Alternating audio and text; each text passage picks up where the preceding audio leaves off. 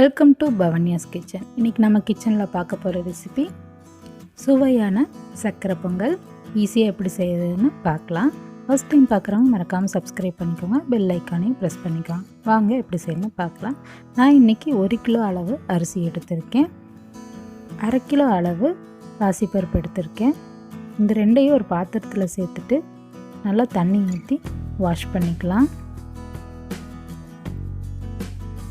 2-3 தடவை நல்லா வாஷ் பண்ணிக்கோங்க.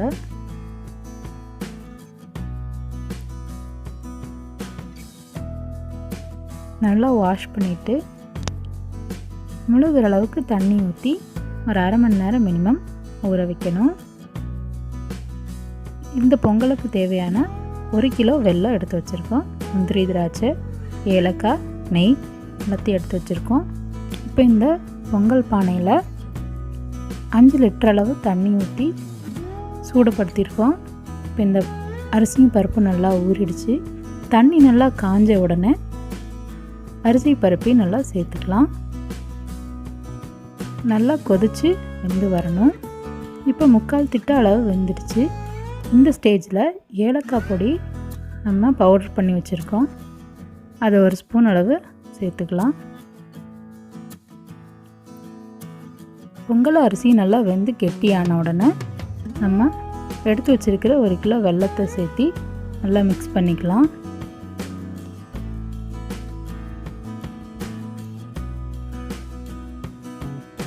பாருங்கள், சுவையான பொங்கல் ரெடி ஆயிடுச்சு. இது ஒரு 5 நிமிஷம் சிம்மரில் இருக்கட்டும்.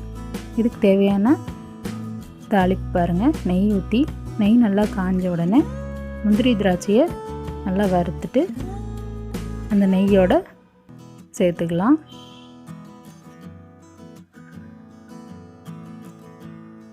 கருக விடாமல் நல்லா பொன்னிறமாக எடுத்துக்கோங்க.